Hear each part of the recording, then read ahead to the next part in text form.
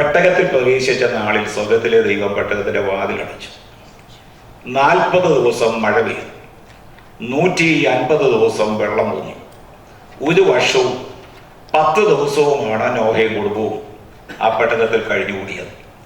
നോഹയുടെ പെട്ടകത്തിലെ വാസം നോഹയെ സംബന്ധിച്ചിടത്തോളം വീർപ്പ് മുട്ടിക്കുന്ന ദിനരാത്രങ്ങളാണ്. എല്ലാ കാട്ടുമൃഗങ്ങളും ആ പെട്ടകത്തിനകത്തുണ്ട്. പെട്ടകത്തിനകത്തായതുകൊണ്ട് മാത്രം അവയെല്ലാം ശാന്തമായി കഴിയുന്നു. ഈ പ്രതിസന്ധിയിൽ നിന്ന് തനിക്ക് എന്നൊരു വിടുതൽ ലഭിക്കുമെന്ന് വെച്ച ഭക്തൻ ഓരോ നാളും ദൈവത്തേക്ക് നോക്കി കാത്തിരുന്നു. ഒരു നാൾ ദൈവം നോഹയെ ഓർത്തു. നോഹയെ ഓർത്തപ്പോൾ ദൈവം ചെയ്തത് ഒരു വലിയ കാറ്റടിപ്പിച്ചു. ഈ കാറ്റ് ആകാശത്തിന്റെ കിളിവാതിലുകളെ അടച്ചു. ഈ കാറ്റ് ആഴിയുടെ ഉറവകളെ അടച്ചു. ഈ കാറ്റ് മഴയെയും പിടിച്ചു നിർത്തി. ഈ 3 കാരണങ്ങളാലാണ് ജലപ്രളയം സംഭവിച്ചതെന്ന് ഉൽപ്പത്തി പുസ്തകം 8-ാം അധ്യായത്തിൽ നാം വായിക്കുന്നു.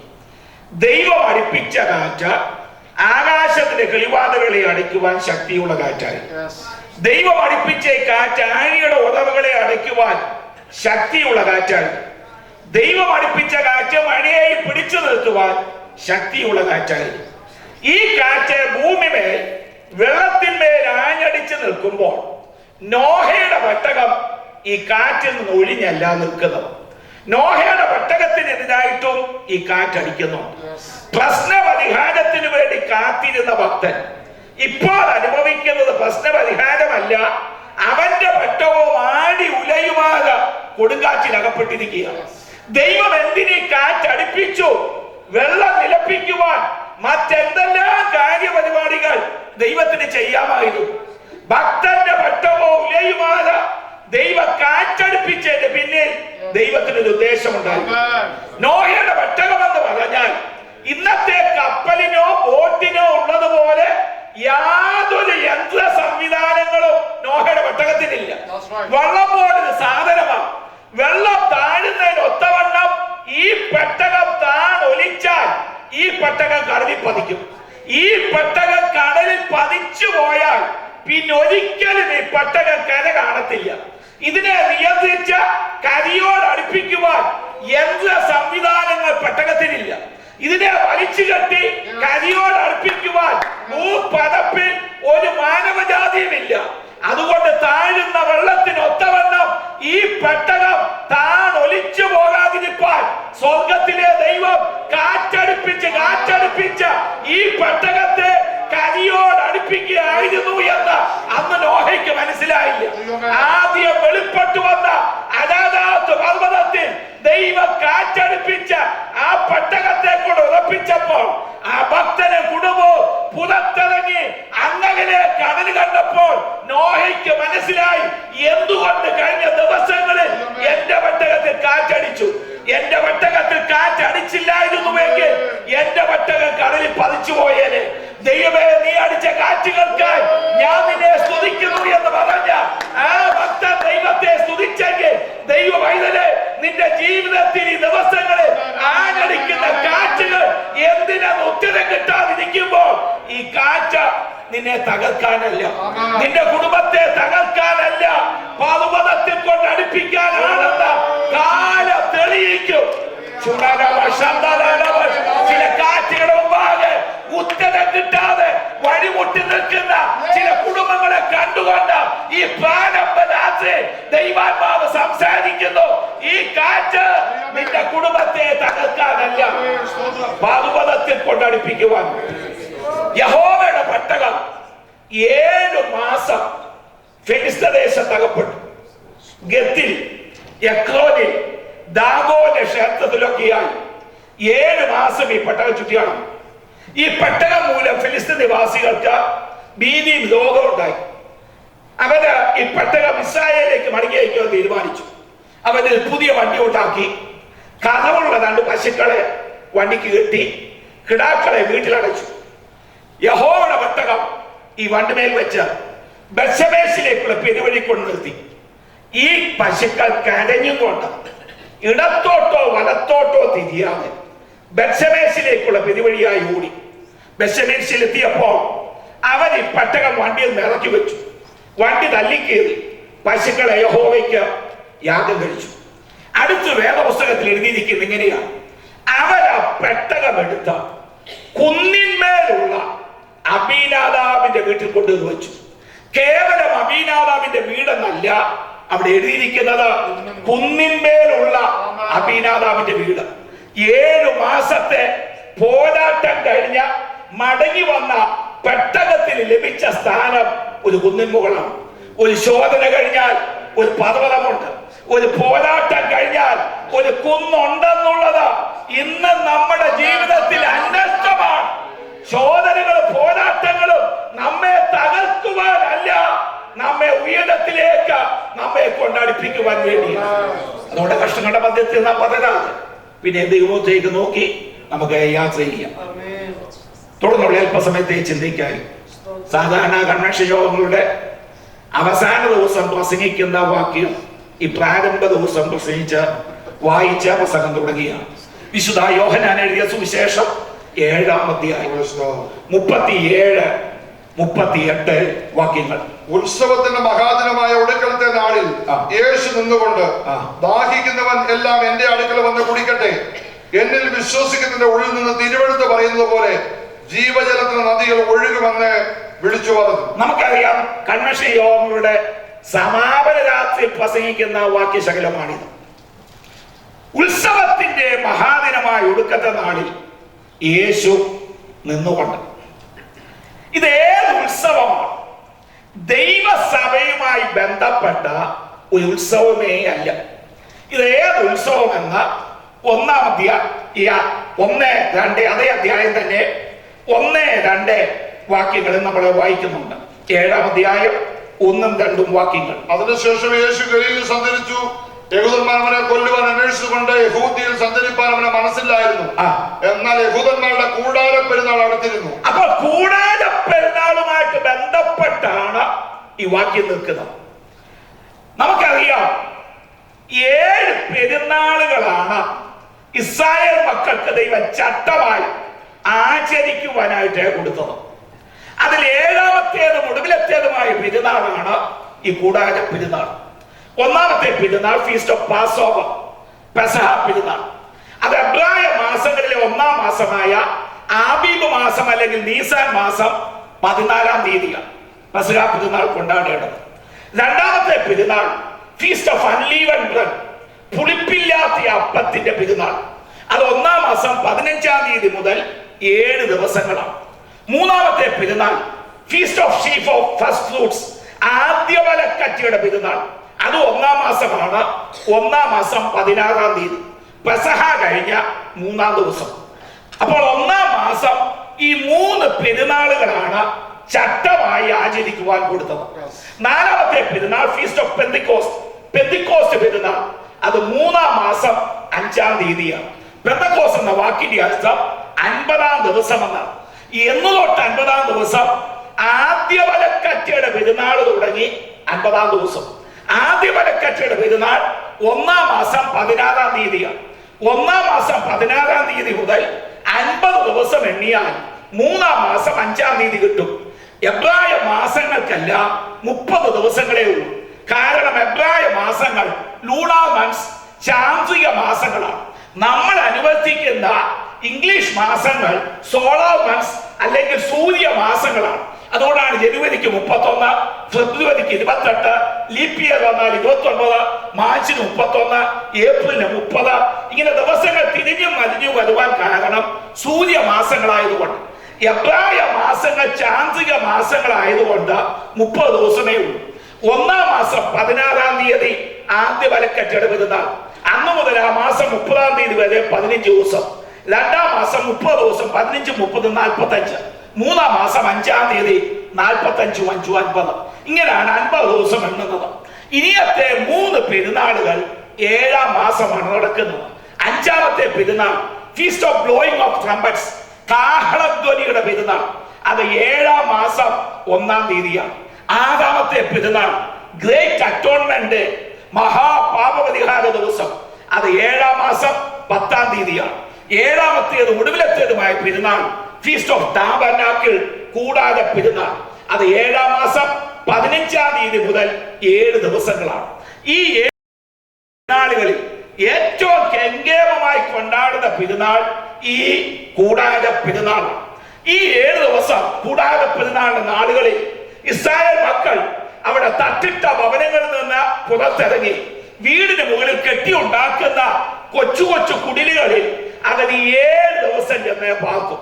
ഇങ്ങനെ 7 ദിവസം ആ കൊച്ചു കുടിലുകളിൽ കിടക്കുമ്പോൾ ഇവരുടെ കുഞ്ഞുങ്ങൾ ഇവരോട് ചോദിക്കും, വലിയ വീട് വിട്ട ഈ കുടിലുകളിൽ വന്ന് കിടക്കാൻ കാരണമെന്ത് എന്ന് ചോദിക്കുമ്പോൾ നിങ്ങൾ അവരോട് പറയണം, നമ്മുടെ പിതാക്കന്മാർ 7 വർഷം മിസ്രയീമിൽ അടിമകളായി കിടന്നു. അവിടെ ഇതുപോലുള്ള കൂടാരങ്ങളിലാണ് അവർ പാർത്തിരുന്നത്. മോശ മുഖാന്തരം ദൈവം നമ്മുടെ പിതാക്കന്മാരെ വിടുവിച്ചു. തുടർന്ന് 40 വർഷം മരുഭൂമിയിൽ കൂടി യാത്ര ചെയ്യുമ്പോൾ ഇതുപോലുള്ള കൂടാരങ്ങളിലാണ് നമ്മുടെ പിതാക്കന്മാർ പാർത്തത്. ദൈവം ഇന്ന് നമുക്ക് തട്ടിട്ടുള്ള വീട് തന്നു, മുന്തിരിത്തോട്ടം തന്നു. ഇതൊന്നും ഇല്ലാതിരുന്ന ഒരു കാലം നമുക്കുണ്ടായിരുന്നു. അത് തിരിഞ്ഞു നോക്കി ദൈവത്തെ മഹത്വപ്പെടുത്തുവാനാണ് നാം ഇങ്ങനെ ചെയ്യുന്നത് എന്ന് പറഞ്ഞ മക്കളെ പഠിപ്പിക്കണം. ഈ കൂടാര പെരുന്നാൾ ഈ പുതിയ നിയമ ഇസ്രായേലാകുന്ന നമ്മളും തിരിഞ്ഞു നോക്കി ഇത് സ്മരിക്കേണ്ടത് ഏറ്റവും അത്യാവശ്യമാണ്. ദൈവം നമ്മളെ എവിടെ നിന്നാണ് വിടുവിച്ചത്? ദൈവം നമ്മളെ എവിടാണ് കൊണ്ട് എത്തിച്ചത്? പഴയകാല അനുഭവങ്ങൾ നമ്മൾ ഒരിക്കലും മറക്കാൻ പാടില്ല. ആവർത്തന പുസ്തകം 8-ാം അധ്യായത്തിൽ ഇത് ചട്ടമായിട്ട് തന്നെ ദൈവം ഇസ്രായേൽ മക്കളോട് പറയുന്നുണ്ട്. നിങ്ങൾ മുന്തിരിത്തോട്ടങ്ങൾ നട്ടുണ്ടാകുമ്പോൾ, തട്ടിട്ടുള്ള വീടുകളിൽ പാർക്കുമ്പോൾ കഴിഞ്ഞകാല അനുഭവങ്ങൾ നിങ്ങൾ ഒരിക്കലും മറന്നു പോകരുത്. തേളും അഗ്നിസർപ്പവും ഒക്കെയുള്ള മരുഭൂമിയിൽ കൂടി ദൈവം നിങ്ങളെ നടത്തിയ കഴിഞ്ഞകാല അനുഭവങ്ങൾ ഒരിക്കലും വിസ്മരിക്കാൻ പാടുള്ളതല്ല. ദൈവം നമ്മളെ എത്രത്തോളം മാനിക്കുകയും ഉയർത്തുകയും ചെയ്തിട്ടുണ്ടെങ്കിൽ കഴിഞ്ഞകാല അനുഭവങ്ങൾ നമ്മൾ ഒരിക്കലും മറക്കാൻ പാടില്ല. യെശയ്യാ പ്രവചനം 51-ാം അധ്യായം 1-ാം വാക്യം നമുക്ക് സുപരിചിതമാണ്. നീതിയെ പിന്തുടരുന്നവരും യഹോവയെ അന്വേഷിക്കുന്നവരുമായുള്ളവരെ നിങ്ങളിത് കേൾപ്പീൻ. നിങ്ങളെ വെട്ടിയെടുത്ത പാറയിലേക്കും കുഴിച്ചെടുത്ത കരികർമ്മത്തിലേക്കും തിരിഞ്ഞു നോക്കണം. ദൈവത്തിന്റെ നീതി പിന്തുടർന്ന് ദൈവത്തെ അന്വേഷിക്കുന്ന നമ്മോടുള്ള ആഹ്വാനം കൂടിയാണ്. എവിടെ നിന്നാണ് നമ്മളെ വെട്ടിയെടുത്തത്? എവിടെ നിന്നാണ് നമ്മളെ കുഴിച്ചെടുത്തത്? അപൂർവകാല അനുഭവങ്ങൾ നമ്മൾ ഒരിക്കലും മറക്കുവാനായിട്ട് പാടില്ല. ഇല്ലായ്മയുടെ കാലത്ത് നിന്ന് ദൈവം നമ്മളെ കരം പിടിച്ചുയർത്തിയെങ്കിൽ കഴിഞ്ഞകാല അനുഭവങ്ങൾ, നാം നടന്ന വഴികൾ നമ്മൾ ഒരിക്കലും മറക്കുവാനായിട്ട് പാടുള്ളതല്ല. 15 വർഷങ്ങൾക്ക് മുമ്പ് ഞാൻ ഈ തലയോലപ്പറമ്പിനടുത്ത് തലപ്പാറ എന്ന് പറഞ്ഞ സ്ഥലമുണ്ട്. അവിടെ കൺവെൻഷൻ എന്നെ വിളിച്ചു. ഒരു 35 വർഷങ്ങൾക്ക് മുമ്പ് ഒരു വലിയ മൈതാനത്തിന്റെ കോടിക്കായി കൺവെൻഷൻ നടക്കുന്നു. അപ്പൊ ഞങ്ങളെ കർത്തദാസന്മാര് ആ കൺവെൻഷൻ നടക്കുന്ന സ്റ്റേജിലോട്ട് നടന്നു പോകുമ്പോൾ ഇങ്ങനെ കോണിക്ക് ഒത്തിരി പിള്ളേർ നിന്ന് പന്ത് കളിക്കുന്നു, അതും ഇതൊക്കെ കളിക്കുന്നു. ഞങ്ങളെ കണ്ടു കഴിഞ്ഞപ്പോൾ ചില പിള്ളേർ കളിയാൻ അവസാനിപ്പിച്ചു. എന്നിട്ട് ഞങ്ങളുടെ പുറകെ കൂടി ഇവർ പാട്ട് കൂടാൻ, പെന്തിക്കോസി ചേരണം, കപ്പയും മത്തിയും തിന്നേണം, ഹല്ലേലൂയ പാടണം. പന്തലി ചെല്ലുന്നിടം വരെ ഇവർ പാട്ടുപാടി ഞങ്ങളെ അവിടെ കൊണ്ടെത്തിച്ചു. പെന്തിക്കോസി ചേരണം, കപ്പയും മത്തിയും തിന്നേണം, ഹല്ലേലൂയ പാടണം. ആ പെന്തിക്കോസുകാരായ നമ്മളെ കർത്താവ് മാനിച്ചു എന്ന് മാത്രമല്ല, അന്ന് കപ്പയ്ക്കും കിട്ടി VIP പൊസിഷൻ.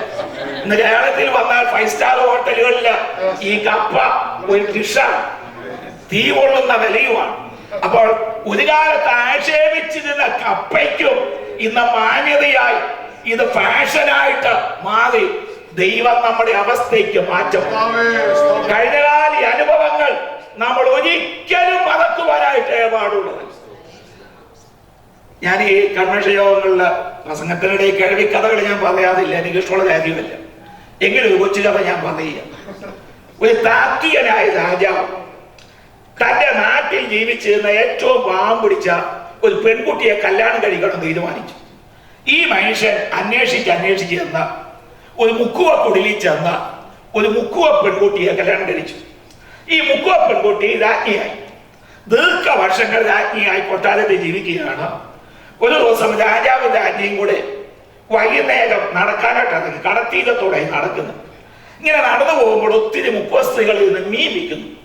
ഇതിങ്ങനെ കണ്ടിങ്ങനെ പോകുമ്പോൾ ഒരു മുക്കുവസ്ത്രീ കൊച്ചു വിൽക്കുന്നു. അപ്പോൾ രാജാവ് രാജ്ഞിയും കൂടെ ഈ മുക്കുവസ്ത്രീയുടെ ചെന്ന് നിന്ന ഇതിങ്ങനെ ശ്രദ്ധിച്ചു. എന്നിട്ട് ഈ രാജ്ഞി രാജാവിനോട് പറയുകയാണ്, ഈ മീനിന്റെ നടു വളഞ്ഞത് കടലിൽ കിടക്കുമ്പോഴേ നടു വളഞ്ഞതാണോ, അത് പിടിച്ച് കരയെ കയറ്റി കഴിഞ്ഞപ്പോഴാണ് ഇത് നടു വളയുന്നത്?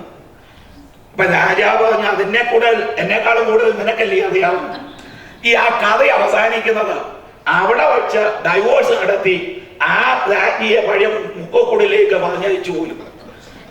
ഈ മുക്കുവസ്ത്രീയെ രാജ്ഞിയായി കഴിഞ്ഞ ഇപ്പോഴത്തെ സംശയം കൊഞ്ചിന്റെ നടു വളയുന്ന എപ്പോഴാണ്? ദൈവം നമ്മളെ ഉയർത്തുമ്പോൾ, ദൈവം നമ്മളെ മാനിക്കുമ്പോൾ കഴിഞ്ഞകാല ഈ അനുഭവങ്ങൾ നമ്മൾ ഒരിക്കലും മറക്കുവാനായിട്ട് പാടുന്നതല്ല. ഈ കൂടാര പെരുന്നാളിന്റെ 7-ാം ദിവസം ധാരാളം കാര്യപരിപാടികൾ ദേവാലയത്തിൽ നടക്കും. ഇതിന്റെ അവസാന ദിവസം 7-ാം ദിവസം പ്രധാന ആചാരങ്ങളുള്ള ദിവസമാണ്. ശലോമോന്റെ കാലത്താണ് ഇത് വളരെ കെങ്കേമമായി കൊണ്ടാടിക്കൊണ്ടിരുന്നത്. ശലോമോന്റെ കാലത്ത് ആണ് ദേവാലയം തന്നെ ഉണ്ടാകുന്നത്. ആ ദേവാലയം നെബൂഖദ്നേസർ രാജാവ് നശിപ്പിച്ചു. അതിനുശേഷം സെരുബ്ബാബേൽ ആ ദേവാലയം പുനരുദ്ധരിച്ചു, പുതുക്കി പണിതു. ആ ദേവാലയം അശൂർ സൈന്യം നശിപ്പിച്ചു. യേശു കർത്താവിന്റെ കാലത്ത് അന്ന് യെരൂശലേമിൽ ഉണ്ടായിരുന്നത് ഹെരോദ രാജാവിന്റെ ദേവാലയമാണ്. ആ ദേവാലയത്തിൽ നിന്നുകൊണ്ടാണ് കർത്താവ് ഈ പ്രസംഗിക്കുന്നത്. ശലോമോന്റെ കാലത്ത് ഈ ആരാധന നടന്നുകൊണ്ടിരിക്കുമ്പോൾ ഈ കൂടാരപ്പെരുന്നാളിന്റെ അവസാന ദിവസം 100 കണക്കിന് പുരോഹിതന്മാർ ദേവാലയത്തിൽ തടിച്ചു കുതിക്കും. 1000കണക്കിന് ജനങ്ങൾ ആ ദേവാലയത്തിൽ ഉണ്ടായിരിക്കും. ആ 7-ാം ദിവസം മഹാപുരോഹിതൻ ഒരു പാത്രവുമായി ശീലോഹ കുളത്തിലേക്ക് കടന്നു ചെന്ന ശീലോഹ കുളത്തിൽ നിന്ന് വെള്ളം പോരും.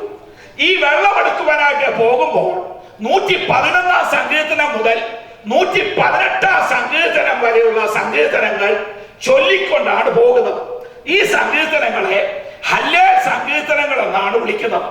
അവിടെ ചെന്ന വെള്ളം കോരി എടുക്കുമ്പോൾ യെശയ്യാ പ്രവചനം 12-ാം അധ്യായം വായിച്ചുകൊണ്ടാണ് വെള്ളം കോരുന്നത്.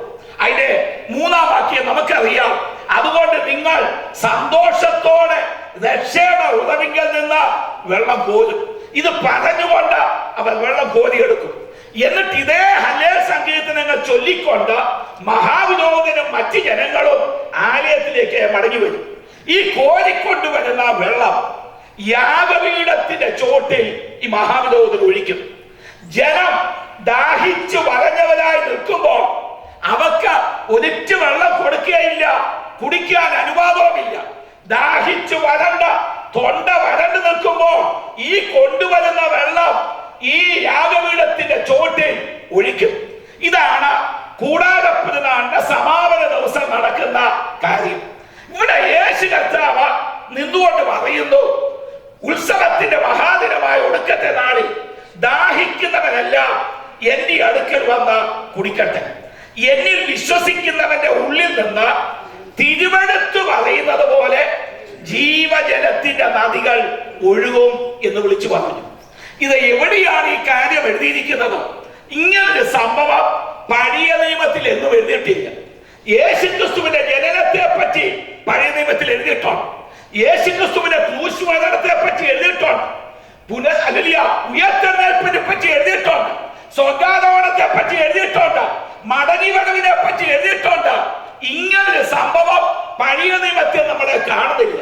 യേശു കർത്താവ് പറയുന്നു, തിരുവെഴുത്തിൽ പറയുന്നത് പോലെ കർത്താവ് ഇപ്പോൾ നിൽക്കുന്നത് യാഗപീഠത്തിന്റെ അടുക്കലാണ്.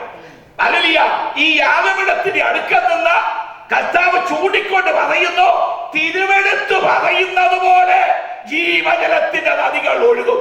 ഇത് പറയുമ്പോൾ ജനത്തിന് മനസ്സിലായി കർത്താവ് എന്താണ് ഉദ്ദേശിക്കുന്നത്. ഇങ്ങനൊരു സംഭവം തിരുവെഴുത്തിലുണ്ട്. നമുക്ക് ആ വേദഭാഗത്തിലേക്ക് കടന്നു വരാം. രാജാക്കന്മാരുടെ പുസ്തകം 1 രാജാക്കന്മാർ 7-ാം അധ്യായം. 1 രാജാക്കന്മാർ 7-ാം അധ്യായം 23 മുതൽ 26 6 വരെയുള്ള വാക്യങ്ങൾ. അവനൊരു കടൽ വാർത്തുണ്ടാക്കി. അത് വൃത്താകാരമായിരുന്നു. അതിന് വടക്കോട്ടുള്ള 10 മുഴവും ഉയരം 5 മുഴവും ചുറ്റും 30 മുഴവും നൂലളവും ഉണ്ടായിരുന്നു. അതിന്റെ വക്കിന് താഴെ പുറത്ത് മുഴം ഒന്നിന് 10 കുമിഴ് വീതം കടലിന് ചുറ്റുമുണ്ടായിരുന്നു. അത് വാർത്തപ്പോൾ തന്നെ കുമിഴും 2 നിലയായി വാർത്തിരുന്നു. അത് 12 കാലുകളുടെ പുറത്ത് വെച്ചിരുന്നു. അവയിൽ 3 വടക്കോട്ടും 3 പടിഞ്ഞാറോട്ടും 3 തെക്കോട്ടും 3 കിഴക്കോട്ടും തിരിഞ്ഞിരുന്നു. കടൽ അവയുടെ പുറത്ത് വെച്ചിരുന്നു. അവയുടെ പൃഷ്ഠഭാഗം ഒക്കെയും അകത്തോട്ട് ആയിരുന്നു. അതിന്റെ കനം 4 അങ്കുലം. അതിന്റെ വക്ക് പാനപാത്രത്തിന്റെ വക്ക് പോലെ താമരപ്പൂവിന്റെ ആകൃതിയിലായിരുന്നു. അതിൽ 2000 ബത്ത് വെള്ളം കൊള്ളും. ഈ കാര്യമാണ് കർത്താവ് പറയുന്നത്. 12 കാളുകളുടെ മുകളിൽ വെച്ചിരിക്കുന്ന താമ്ര കടലെന്ന് പറയുമ്പോൾ ഒരു വലിയ മഹാസമുദ്രമെന്ന് ഓർക്കണ്ട. 2000 ബത്ത് വെള്ളം കൊള്ളുന്നതായ ഒരു ഉരുളി മാത്രമാണ്. 2000 ബത്ത് വെള്ളം കൊള്ളുന്ന ഉരുളി 12 കാളകളുടെ മുകളിലാണ് വച്ചിരിക്കുന്നത്. ഈ ഉരുളിയിൽ നിന്ന് കാളയുടെ വയറ്റിലേക്ക് കണക്ഷനുണ്ട്. അവിടെ നിന്ന് ആ വയറ്റിൽ നിന്ന് വായിലേക്ക് കണക്ഷനുണ്ട്. ഈ വായിലെ ടാപ്പ് തുറക്കുമ്പോഴാണ് വെള്ളം വായിൽ നിന്ന് ഒഴുകുന്നത്. ആ വെള്ളത്തിലാണ് പുരോഹിതന്മാർ കൈയും കാലും കഴുകി ദേവാലയത്തിൽ ശുശ്രൂഷയ്ക്ക് പോകേണ്ടത്. കർത്താവ് ചൂണ്ടിക്കൊണ്ട് പറയുന്നു, തിരുവെഴുത്ത് പറയുന്നത് പോലെ ജീവജലത്തിന്റെ നദികൾ ഒഴുകും. ഈ കാര്യമാണ് കർത്താവ് ചൂണ്ടി പറഞ്ഞത്. ഇതേ കാര്യം ദിനവൃത്താന്ത പുസ്തകത്തിൽ രേഖപ്പെടുത്തിയിട്ടുണ്ട്. അവിടെ ഒരു വാക്യം മാത്രം നമുക്ക് വായിച്ചാൽ മതി. 2 ദിനവൃത്താന്തം 4-ാം അധ്യായം 1 മുതൽ 5 വരെയുള്ള വാക്യങ്ങളിൽ ഇതേ കാര്യം തന്നെയാണ് എഴുതിയിരിക്കുന്നതെങ്കിലും 5-ാം വാക്യം മാത്രം നമുക്ക് വായിക്കാം. 2 ദിനവൃത്താന്തം 4-ാം അധ്യായം 5-ാമത്തെ വാക്യം. അതിന്റെ കനം 4 അങ്കുലവും അതിന്റെ വക്ക് പാനപാത്രത്തിന്റെ വക്ക് പോലെയും വിടർന്ന താമരപ്പൂ പോലെയുമായിരുന്നു. അതിന് 3000 ബത്ത് വെള്ളം കൊള്ളും. നമ്മൾ രാജാക്കന്മാരുടെ പുസ്തകത്തിൽ കണ്ടു 2000 ബത്ത് വെള്ളം കൊള്ളും. ഇവിടെ ദിനവൃത്താന്ത പുസ്തകത്തിൽ വായിക്കുന്നു 3000 ബത്ത് വെള്ളം കൊള്ളും. ഇത് തർജ്ജിമപ്പശകോ ഇല്ലെങ്കിൽ ബൈബിളിൽ വന്നതായ തെറ്റോ ഒന്നുമല്ല. ഈ താമ്രക്കടലിൽ അല്ലെങ്കിൽ ഉരുളിയിൽ വെള്ളം ഒഴിക്കുമ്പോൾ ആദ്യത്തെ 1000 ബത്ത് വെള്ളം കാളകളുടെ വയറ്റിലേക്ക് പോകും. ഈ ഉരുളിയിൽ പിന്നത്തെ 2000 ബത്ത് വെള്ളമാണ് കൊള്ളുന്നത്. രാജാക്കന്മാരുടെ പുസ്തകത്തിൽ ഇരമ്യാവാണ് രാജാക്കന്മാരുടെ പുസ്തകം എഴുതിയതെന്നാണ് പണ്ഡിത മതം. ഇരമ്യാവ് പ്രസ്താവിച്ചത് ഈ ഉരുളിയിൽ കൊള്ളുന്ന വെള്ളത്തിന്റെ അളവ് മാത്രമാണ്.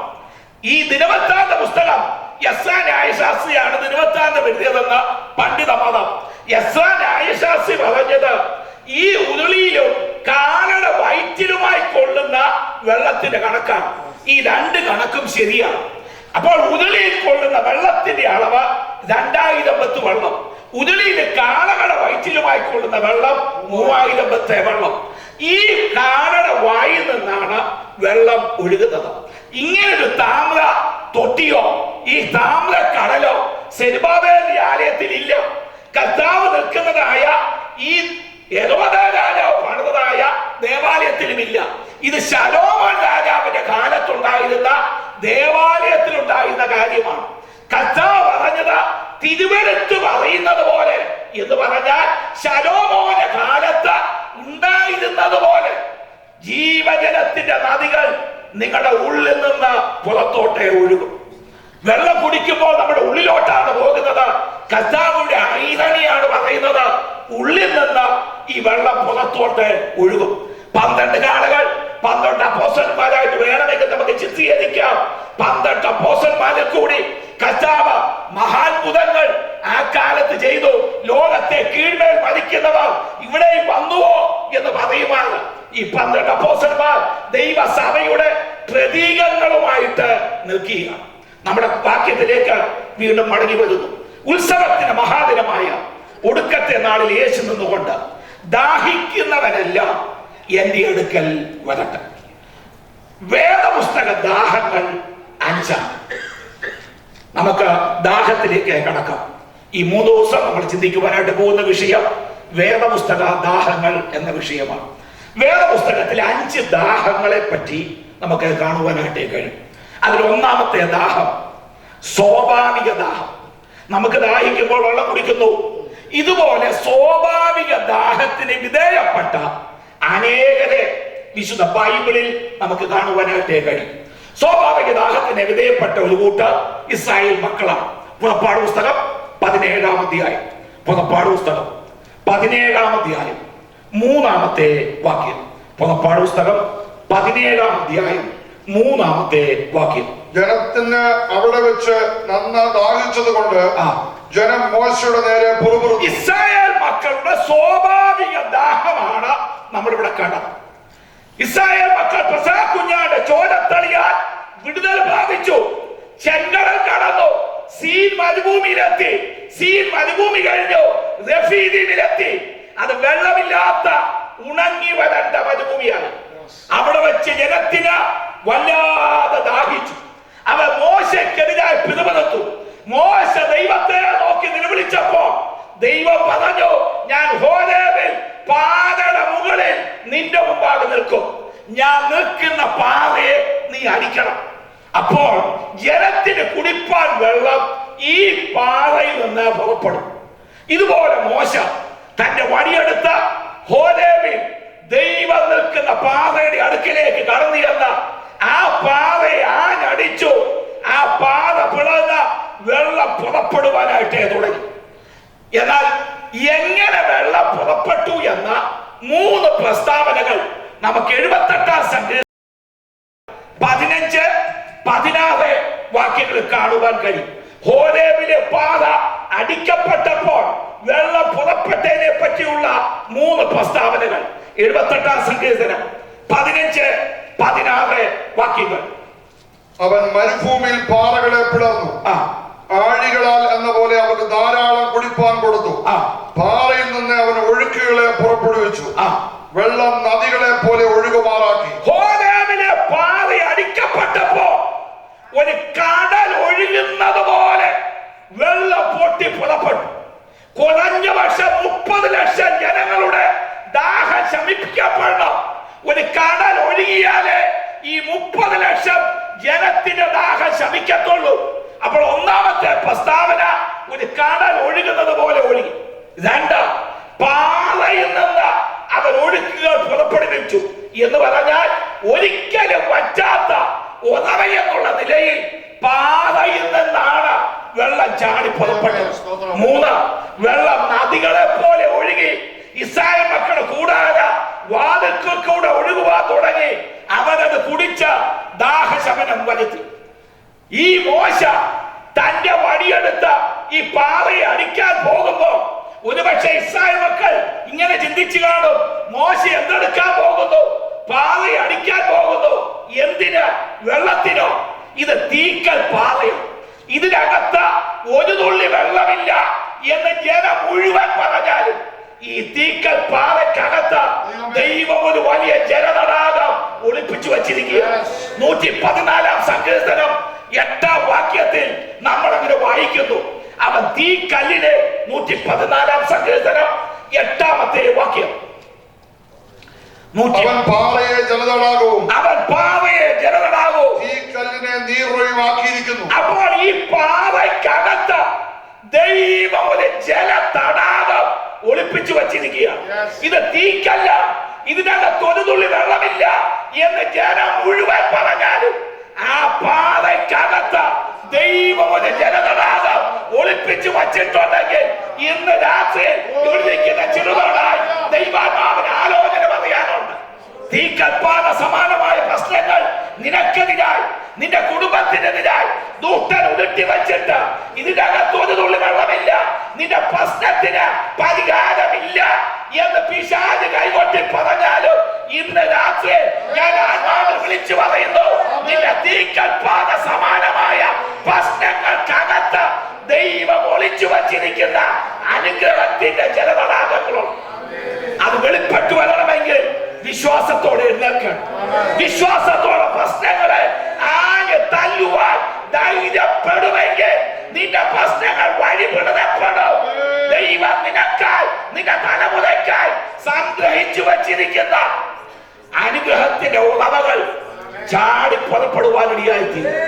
നമ്മുടെ പ്രശ്നങ്ങൾക്കകത്ത് തന്നെ ദൈവം ഒളിപ്പിച്ചു വച്ചിരിക്കുന്ന അനുഗ്രഹത്തിന്റെ ജലതടാകങ്ങൾ. ശമരിയ പട്ടണം ശത്രു സൈന്യം ചുറ്റിക്കിടക്കുക, കഴുത തലയ്ക്ക് വില കൂടിക്കൊണ്ടിരിക്കുക. ഈ സമയത്ത് 4 കുഷ്ഠരോഗികൾ പറയുന്നു, ഇവിടെ കിടന്ന ചത്തുപോകത്തേ ഉള്ളൂ, നമുക്കെന്താ ശത്രുപാളയത്തിലേക്ക് പോകാം. ആ 4 കുഷ്ഠരോഗികൾ സന്ധ്യാസമയത്ത് എഴുന്നേറ്റു. ഇവ ശത്രു പാളയത്തിലേക്ക് നടക്കുവാൻ തുടങ്ങി. ഈ 4 കുഷ്ഠരോഗികളുടെ ആ നടപ്പ് ഒരു വലിയ സൈന്യത്തിന്റെ കാലൊച്ചയായി ദൈവ ശത്രു പാളയത്തിൽ മുഴുകി കേൾപ്പിച്ചു. അവൻ ഭയപ്പെട്ട സകലവും വിട്ട് ഓടിപ്പോയി. അവന്റെ ഒരു കൂടാരത്തിൽ ചെല്ലുന്നു, അത് ഒഴിഞ്ഞു കിടക്കുന്ന ആവശ്യം പോലെ ഭക്ഷണം. അവൻ അടുത്ത കൂടാരത്തിൽ ചെല്ലുന്നു, അവിടെയും അതുപോലെ. ദൈവത്തിന്റെ മഹത്വം. ആ പ്രശ്നത്തിനകത്ത് ദൈവം ഒളിപ്പിച്ചു വച്ച വലിയ അനുഗ്രഹത്തിന്റെ കലവറ ഉണ്ടായി. എലീശാ പ്രവാചകൻ പറഞ്ഞു, നാളെ ഈ സമയം ശമരിയുടെ പടിവാൾക്കൽ ശെക്കേലിന് 1 സെയ ഗോതമ്പും ശേക്കല്ല 2 സെയ യവവും വിൽക്കും. അകമ്പടി നായകൻ പറഞ്ഞു, ദൈവാകാശത്തിന്റെ കിളിവാതിലുകൾ തുറന്നാൽ പോലും ഇത് സംഭവിക്കത്തില്ല. നീ അത് കാണും, പക്ഷെ നീ അത് അനുഭവിക്കയില്ല. ആ വലിയ പ്രശ്നത്തിനകത്ത് ദൈവം തന്റെ ജനത്തിനു വേണ്ടി ഒളിപ്പിച്ചു വച്ച, മറച്ചു വച്ച അനുഗ്രഹത്തിന്റെ കലവറ ഉണ്ടായിരുന്നുവെങ്കിൽ നീ അനുഭവിക്കുന്ന പ്രശ്നത്തിനകത്ത് ദൈവം ഒളിപ്പിച്ചു വച്ചിരിക്കുന്ന അനുഗ്രഹത്തിന്റെ കലവറകളുണ്ട്. ഇത് നമ്മൾ ഒരിക്കലും മറക്കണം. ഇത് തീക്കല്ല, വെള്ളമില്ല, ഒരു തുള്ളി വെള്ളമില്ല എന്ന് ജനം മുഴുവൻ പറഞ്ഞാലും ആ തീക്കല്ലിനകത്ത് ദൈവം ഒളിപ്പിച്ചു വച്ച അനുഗ്രഹത്തിന്റെ ജലതടാകങ്ങൾ, ആ സ്വാഭാവിക ദാഹം അവൻ ശമിപ്പിച്ചു. അടുത്ത് നമ്മൾ വായിക്കുന്നു, റഫീദിമിൽ വെച്ച് അമാലേക്ക് ഇസ്രായേൽ മക്കളുമായി യുദ്ധത്തിന് കടന്നുപോകും. ഇസ്രായേൽ മക്കളുടെ മരുഭൂമി യാത്രയിലെ 1ാമത്തെ യുദ്ധമാണ്. ആ യുദ്ധക്കളത്ത് നിർത്തുന്നതിന് മുമ്പ് തീക്കല്ലിനുള്ള വെള്ളം കുടിപ്പിച്ച് ദാഹശമനം വരുത്തി അവരെ ചൈതന്യപ്പെടുത്തിയ ശേഷമാണ് പടക്കളത്തിൽ ആ ജനത്തെ നിർത്തിയത്. ദൈവത്തിന്റെ മഹത്വം. അവൻ യുദ്ധത്തിൽ ജയം നേടിയെടുക്കുവാനിടയായി. സ്വാഭാവിക ദാഹത്തിന് വിധേയപ്പെട്ട മറ്റൊരു വ്യക്തിയാണ് ശിംശോൻ. ന്യായാധിപന്മാരുടെ പുസ്തകം 15-ാം അധ്യായം. ന്യായാധിപന്മാരുടെ പുസ്തകം 15-ാം അധ്യായം 18-ാമത്തെ വാക്യം. 18-ാമത്തെ വാക്യം ന്യായാധിപന്മാരുടെ പുസ്തകം. പിന്നെ അവൻ വളരെ ദാഹിച്ചിട്ട് യഹോവയോട് നിലവിളിച്ചു, അടിയന്റെ കയ്യാൽ ഈ മഹാജയം നീ നൽകിയല്ലോ, ഇപ്പോൾ ഞാൻ ദാഹം കൊണ്ട് മരിച്ച് അഗ്രചർമ്മിയുള്ള കയ്യിൽ വീഴണമോ എന്ന് ചോദിച്ചു. ശിംശോന്റെ സ്വാഭാവിക ദാഹം.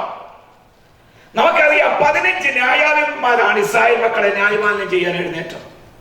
സാധാരണ ബൈബിൾ കോളേജുകളിലും സ്കൂളുകളിലും ഈ ജഡ്ജസെ പഠിപ്പിക്കുമ്പോൾ ഈ 15 ന്യായാധിപന്മാരെ 1-ാമൻ ഒത്നിയേലാണ്, 15-ാമൻ ശൗമേലും. ഇവരെ 3 ഗ്രൂപ്പുകളായിട്ട് തിരിച്ചാണ് പഠിപ്പിക്കുന്നത്. 1-ാമത്തെ ഗ്രൂപ്പ് ന്യായാധിപന്മാർ വാരിയ ജഡ്ജസ് എന്ന് പറയും, യോദ്ധാക്കളായ ന്യായാധിപന്മാർ. ഒത്നിയേൽ, ശംഗർ, യേഹൂദ, ഗിദിയോൻ, നമ്മളിവിടെ കാണുന്ന ശിംശോൻ, ഇവരെല്ലാം ആ ഗണത്തിൽ പെടുന്നവരാണ് വാരിയ ജഡ്ജസ്, യോദ്ധാക്കളായ ന്യായാധിപന്മാർ. ഇനി 2-ാമത് ഗ്രൂപ്പ് ന്യായാധിപന്മാരാണ്. അവ പ്രോഫറ്റ് ജഡ്ജസ് ആണ്, പ്രവാചകന്മാരായ ന്യായാധിപന്മാർ. വീരപരാക്രമങ്ങളൊന്നും അവ ചെയ്യുന്നതില്ല, പ്രവചിക്കുന്നു, ന്യായപാലനം ചെയ്യുന്നു. ആ ഗണത്തിൽപ്പെട്ട ഒരാളാണ് ദബോര. അവൻ പ്രവാചകിയാണ്, അപ്പോൾ തന്നെ ന്യായപാലനം ചെയ്യുന്നു. മറ്റൊരു വ്യക്തിയാണ് ശൗമേൽ. അവൻ പ്രവാചകനാണ്, ന്യായപാലനം ചെയ്യുന്നു. ഇനി 3-ാമത് ഗ്രൂപ്പുണ്ട്, പ്രീസ്റ്റ് ജഡ്ജസ്, പുരോഹിതന്മാരായ ന്യായാധിപന്മാർ. ആ ഗണത്തിൽപ്പെടുന്ന ആളാണ് ഏലി, ശൗമേൽ തുടങ്ങിയവർ. ഇങ്ങനെ വാരിയ judges, prophet judges, priest judges, ഈ 3 ഗ്രൂപ്പുകളിലായി 15 പേർ എഴുന്നേറ്റതിൽ ഏറ്റവും ശക്തൻ ശിംശോനാണ്. ആ ശിംശോനെ പറ്റി ഒരു 3-4 അധ്യായങ്ങൾ തന്നെ നമുക്ക് ന്യായാധിപന്മാരുടെ പുസ്തകത്തിൽ കാണുവാൻ കഴിയും. അവൻ ചെയ്ത വീര പരാക്രമങ്ങൾ രേഖപ്പെടുത്തിയിരിക്കുന്ന അധ്യായമാണ് ഈ 15-ാം അധ്യായം തന്നെ. ഈ 15-ാം അധ്യായത്തിന് ഞാൻ കൊടുക്കുന്ന പേര് കെട്ടുകളുടെ അധ്യായം. കാരണം ഈ 15-ാം അധ്യായത്തിൽ 3 കെട്ടുകൾ നമുക്ക് കാണുവാനായിട്ട് കഴിയും. 1-ാമത്തെ കെട്ട് 15-ാം അധ്യായം 4-ാമത്തെ വാക്യം. 4-ാമത്തെ വാക്യം. ശിംശോൻ പോയി 300 കുറുക്കന്മാരെ പിടിച്ച വാലോട് വാൽ ചേർത്ത് പന്തം എടുത്ത് ഈ 2 വാലിനിടയിൽ ഓരോ പന്തം വെച്ചു കെട്ടി. ഒന്നാമത്തെ കെട്ട് ശിംശോൻ കെട്ടിയ കെട്ടാണ്. കുറുക്കന്മാരെ പിടിച്ച് ഈതണ്ടായി വാലോട് വാല് കൂട്ടി പന്തം വെച്ച് കെട്ടി തീ കൊളുത്തി പായിച്ചു. ഫെലിസ്തയുടെ വിളവ് മുഴുവൻ കത്തിച്ചാമ്പലായി. അധ്യായത്തിലെ ഒന്നാമത്തെ കെട്ട ഭക്തൻ കെട്ടുന്ന കെട്ടാണ്. ദൈവമക്കളാകുന്ന നാം ഇവിടെ നിന്ന് പാടുകയും ആരാധിക്കുകയും ആത്മാവിൽ ദൈവത്തെ സ്തുതിക്കുകയും ചെയ്യുമ്പോൾ ശത്രു പാളയത്തിൽ നാശം വിതയ്ക്കപ്പെടുക. ഇത് നമ്മൾ ആക്ഷരിക കണ്ണുകൊണ്ട് കാണുന്നില്ലെന്നേ ഉള്ളൂ. ദൈവമക്കളെ ആരാധനയിൽ ശത്രുവിന്റെ കോട്ടകൾ തകരുന്നുണ്ട്, അവന്റെ അടിത്തറകൾ പൊളിയുന്നുണ്ട്. ഭക്തൻ കെട്ടുന്ന ഘട്ടം. ഫെലിസ്ത്യയുടെ വിളവ് ഇവിടെ കത്തിക്കാൻ പോലെ അവർ കൂടി ആലോചിച്ചു.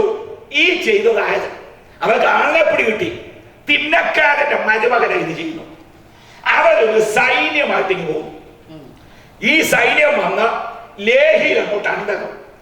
ഈ സൈന്യത്തെ കണ്ട് ഭയപ്പെട്ട 3000 യഹൂദ്യ ശിംശോന്റെ സ്വന്തം ജനം എഴുന്നേറ്റ് ഈ ഫെലിസ്ത്യയുടെ അടുക്കച്ചെന്ന് ചോദിച്ചു, നിങ്ങൾ ഞങ്ങളോട് യുദ്ധത്തിന് വരുവാൻ കാരണം?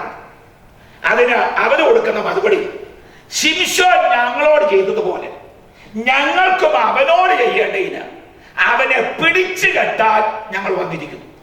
അധ്യായത്തിലെ 2ാമത്തെ ഘട്ടം ശിംശോനെ കെട്ടാൻ ഫെലിസ്ത്യൻ കൊണ്ടുവന്ന ഘട്ടം. 10ാം വാക്യം. നിങ്ങൾ ഞങ്ങളുടെ നേരെ വന്നിരിക്കുന്നത് എന്താണെന്ന് യഹൂദർ ചോദിച്ചു.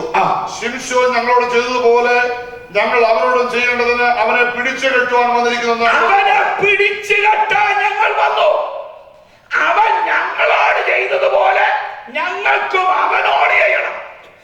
ദൈവമക്കളെ ആരാധിക്കുമ്പോൾ പ്രാർത്ഥിക്കുമ്പോൾ ശത്രു പാളയത്തിൽ അല്ല കിടിലം കൊള്ളുമ്പോ ശത്രു പാളയം അടങ്ങിയിരിക്കുകയല്ല. ഭക്തനെ കെട്ടാൻ കെട്ടുകളുമായി വന്നെന്ന് വന്നേക്കാം. പക്ഷെ ഫെലിസ്ത്യർക്ക് ശിംശോനെ കെട്ടാൻ കഴിഞ്ഞില്ലെന്ന് മാത്രമല്ല, തൊടാൻ പോലും കഴിഞ്ഞില്ല. ദൈവമക്കളെ കെട്ടും എന്ന് പറഞ്ഞ കഴിഞ്ഞ കാലങ്ങളിൽ ഇരുട്ടിന്റെ ശക്തികൾ നമ്മോടടുത്തപ്പോൾ നമ്മെ കെട്ടാൻ കഴിഞ്ഞില്ലെന്ന് മാത്രമല്ല, നമ്മുടെ ശുശ്രൂഷയെ, നമ്മുടെ ആരാധനയെ, നമ്മുടെ സഭയെയും കെട്ടാൻ കഴിഞ്ഞില്ലെന്ന് മാത്രമല്ല, തൊടാൻ പോലും ദൈവം സമ്മതിച്ചിട്ടില്ല. ശിംശോൻ ഞങ്ങളോട് ചെയ്തതുപോലെ ഞങ്ങൾക്കും അവനോടൊന്ന് ചെയ്യണം. ഉടനെ ഈ യഹൂദർ പറഞ്ഞു, ഇത്രയുള്ള കാര്യം നിങ്ങൾ പഠിക്കുക, ഞങ്ങൾ തന്നെ പോയി അവനെ പിടിച്ചു കെട്ടി നിങ്ങളെ ഏൽപ്പിക്കാം. ഇവരെ സമാധാനപ്പെടുത്തിയേച്ച ഈ യഹൂദർ വന്ന 7-ാം പാലയുടെ ഗുഹനത്തിൽ കിടക്കുന്ന ശിംശോനെ വിളിച്ചു. ശിംശോനെ നീ ചെയ്തതെന്താ? ഫെലിസ്ത്യൻ യുദ്ധത്തിന് വന്നിരിക്കുന്നു. ശിംശോന്റെ മറുപടി, അവരെന്നോട് ചെയ്തതുപോലെ ഞാൻ ചെയ്തു. ഉടനെ ഇവർ പറഞ്ഞു, നിന്നെ പിടിച്ചു കെട്ടി കൊടുക്കാൻ പോവുക. ശിംശോൻ പറഞ്ഞു, കെട്ടുന്നൊക്കെ കൊള്ളാം, നിങ്ങൾ എന്നെ കൊല്ലത്തില്ലെന്ന് സത്യം ചെയ്യാവോ? ഉടനെ ഇവർ പറഞ്ഞു, പൊന്നെ ഞങ്ങളെ കൊല്ലത്തില്ല, കെട്ടി ഏൽപ്പിക്കത്തേക്കും. ഇവർ 2 കൈ നീട്ടിയേച്ച് പറഞ്ഞു കെട്ടാൻ പോകും. ആ ഭക്തനെ സ്വന്തം ജനം കെട്ടി. അധ്യായത്തിലെ 3ാമത്തെ കെട്ട് ശിംശോനെ കെട്ടിയ സ്വന്തം ജനത്തിന്റെ കെട്ട്. 12-ാം വാക്യം. അവർ അവനോട് ഫെലിസ്ത്യരുടെ കയ്യിൽ ഏൽപ്പിക്കേണ്ടതിന് നിന്നെ പിടിച്ചെടുക്കുവാൻ ഞങ്ങൾ വന്നിരിക്കുന്നു എന്ന് പറഞ്ഞു. ശിംശോൻ അവരോട്, നിങ്ങൾ തന്നെ എന്നെ കൊല്ലുകയില്ല, എന്നോട് സത്യം ചെയ്യുമെന്ന് പറഞ്ഞു. അവർ അവനോട്, ഇല്ല, ഞങ്ങൾ നിന്നെ കൊല്ലുകയില്ല, നിന്നെ പിടിച്ചു കെട്ടി അവരുടെ കയ്യിൽ ഏൽപ്പിക്കുകയുള്ളൂ എന്ന് പറഞ്ഞു. അങ്ങനെ അവർ 2 പുതിയ കയറുകൊണ്ട് അവനെ കെട്ടി. ഫെലിസ്ത്യർക്ക് ശിംശോനെ കെട്ടാൻ കഴിയില്ല, പക്ഷേ സ്വന്തം ജനം ശിംശോനെ കെട്ടി. ദൈവത്തിനെ മഹത്വം. ഇന്ന് പെന്തക്കോസ്തുകാരായ നമുക്ക് ഈ പോരാട്ടം പ്രശ്നം ഇവിടെ പറഞ്ഞിട്ട് കാര്യമില്ല. നമ്മുടെ നാട്ടിലാണെങ്കിൽ BJPയും അല്ലെങ്കിൽ RSS ഇതൊന്നുമല്ല. പെന്തക്കോസ്തുകാർക്ക് പോരാട്ടം പെന്തക്കോസ്തിൽ തന്നെയാണ്. ഇപ്പൊ ചച്ചോടുകാരോട് പിടിച്ചു കെട്ടാനൊന്നും BJPക്കാരായ ഞങ്ങൾ വരത്തില്ല, ചച്ചോടുകാരെ പിടിച്ചു കെട്ടിക്കോളും. IPCക്കാരെ കെട്ടാൻ അസംബ്ലീസോട് വരത്തില്ല, IPCക്കാരൻ കെട്ടിക്കോളും. അപ്പം ഭക്തനെ സ്വന്തം ജനം തന്നെ കിട്ടി. ശത്രുവിനെ കെട്ടാൻ കഴിഞ്ഞില്ല, സ്വന്തം ജനം ഭക്തനെ കെട്ടി. എന്നിട്ട് അവനെ കൊണ്ടുവന്ന ലേഹി കൊണ്ടുവന്നെത്തി. ഒരു വശത്ത് ഫെലിസ്ത്യ സൈന്യം ഒരു മനുഷ്യ മതിൽക്കെട്ട് കണക്കെ നിൽക്കുക, ഇങ്ങേ വശത്ത് അവന്റെ സ്വന്തം ജനം 3000 യഹൂദിയാണ്. മറ്റൊരു മനുഷ്യ മതിൽക്കെട്ടുകണക്ക് നിൽക്കുക. ഈ രണ്ട് മനുഷ്യ മതിൽക്കെട്ടുകളുടെ നടുവിൽ കൈകൾ ബന്ധിക്കപ്പെട്ടവനായി ആ ഭക്തൻ നിൽക്കുക. ശിംശോനെ കണ്ട മാത്രം ഫെലിസ്ത്യർ ആർത്തട്ടഹസിച്ച അവനെ പിച്ച് ചീന്തുവാൻ പാൻ അടുക്കുമ്പോ നാം വായിക്കുന്നു, അപ്പോൾ യഹോവയുടെ ആത്മാവ് ശിംശോന്റെ മേൽ വന്നു. ശത്രു അടുക്കുന്നു എന്ന് കണ്ടപ്പോൾ ദൈവത്തിന്റെ ആത്മാവ് ശക്തിയോടെ ഭക്തന്റെ മേൽ വന്നു. അവന്റെ കൈകളിലെ കെട്ടുകൾ താനെ ദ്രവിച്ചു. അങ്ങനെ എഴുതിയേക്കും. അവൻ പൊട്ടിച്ചെന്നല്ല അവിടെ എഴുതിയിരിക്കുന്നത്, ദ്രവിച്ചു. ദൈവത്തിന്റെ ആത്മാവ് ശക്തിയോടെ വന്നു കഴിഞ്ഞപ്പോൾ കെട്ടുകൾ ദ്രവിച്ചെങ്കിൽ ഇന്ന് രാത്രി ഈ ആത്മാവ് ശക്തിയോടെ നിന്റെ മേൽ വന്നാൽ ലോകത്തിന്റെ കെട്ടുകൾ ഇന്ന് രാത്രി ദ്രവിച്ചു മാറുന്ന രാത്രിയാണ്. സ്തോത്രം. കൈകളിലെ കെട്ടഴിഞ്ഞ മാത്രി തൊട്ട് താഴെ കയ്യെത്താവുന്ന ദൂരത്ത് ഒരു പച്ച കഴുതത്താടിയിൽ കിടക്കുക. അവൻ കുനിഞ്ഞ് വേഗം കഴുതത്താടിയിൽ കയ്യിലെടുത്തു. അടുത്തു വന്ന ഫിലിസ്തീനെ കുന്ന് 2 എന്ന് പറഞ്ഞ 1000 ഫിലിസ്തീനെ തല്ലിക്കൊന്ന കുന്നുകളാക്കി. ദൈവത്തിന്റെ മഹത്വം. ദൈവാത്മാവ് ശക്തിയോടെ വന്നു കഴിഞ്ഞാൽ കെട്ടുകൾ അഴിക മാത്രമല്ല, ചില പുതിയ ആയുധങ്ങൾ കയ്യിലേൽക്കുവാൻ തക്കോടുപടിയായിത്തീരും. ചില പുതിയ നന്മകൾ കയ്യിലെടുക്കുവാൻ തക്കോടുപടിയായിത്തീരും. മുമ്പിൽ വീണ് കിടക്കുന്ന, കയ്യെത്താവുന്ന ദൂരത്ത് വീണ് കിടക്കുന്ന നന്മകളും ആയുധങ്ങളും പുതിയ വഴികളും ഉണ്ട്. കയ്യിലെ കെട്ടഴിഞ്ഞാൽ മതി, അത് കയ്യേറി എടുക്കത്തക്കവണ്ണം കയ്യെത്താവുന്ന ദൂരത്ത് നന്മകൾ വീണ് കിടപ്പുണ്ട്.